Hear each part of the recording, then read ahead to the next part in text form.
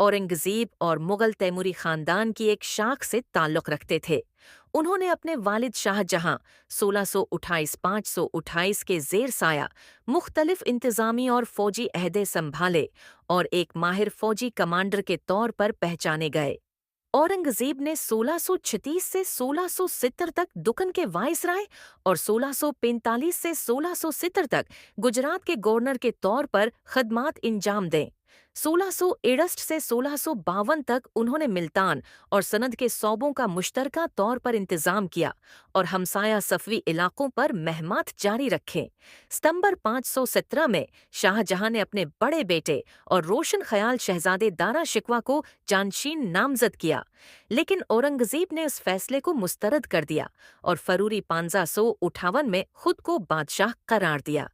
अप्रैल 15 साल 1066 में औरंगज़ेब ने धर्मट की जंग में दारा शिकवा और रियासत मारवाड़ की मुश्तरका फौज को शिकस्त दी।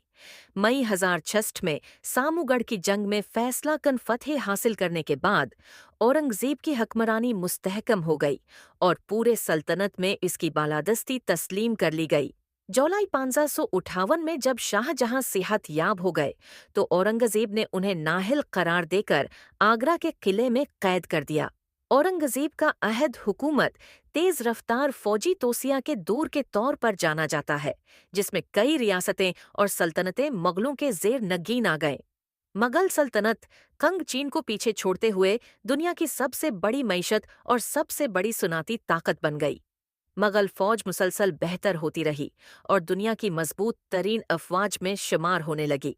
औरंगज़ेब, जो एक सख्त गैर मुसलमान थे, ने बेशुमार मसाजिद तामीर करवाए और अरबी ख़ुताती की सरपरस्ती की। उन्होंने फ़तावी आलमगीरी को सल्तनत का बुनियादी कानूनी ज़ाबिता बनाया और इस्लाम में ममनुआ समझी जाने वाली सरगर्मियों पर पाबंदी लगा दी। अगरचा औरंगज़ेब ने कई मकामी बगावतों को दबाया, लेकिन वो गैर मुल्की हुकूमतों के साथ खुशगवार ताल्लुकात बरकरार रखने में कामयाब रहे। औरंगज़ेब मुग़ल सल्तनत के सबसे तवील उर्से तक हुक्मरानी करने वाले बादशाह थे। उनकी सल्तनत हिंदुस्तान की तारीख की सबसे बड़ी सल्तनतों में से एक थी। ताहिम उनकी हुक्मरानी का वर्सा मुतनाज़िया है।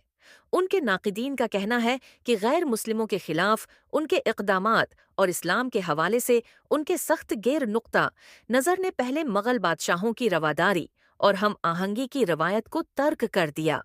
दूसरी तरफ कुछ मुअर्रिखीन उन इल्ज़ामात को मुस्तरद करते हैं और दलील देते हैं कि औरंगज़ेब ने हिंदुओं, सिखों और शिया मुसलमानों के खिलाफ तासुब की मुखालफत की और अपने पेशरुओं की निस्बत ज़्यादा हिंदुओं को अपनी सल्तनत की ब्यूरोक्रेसी में शामिल किया।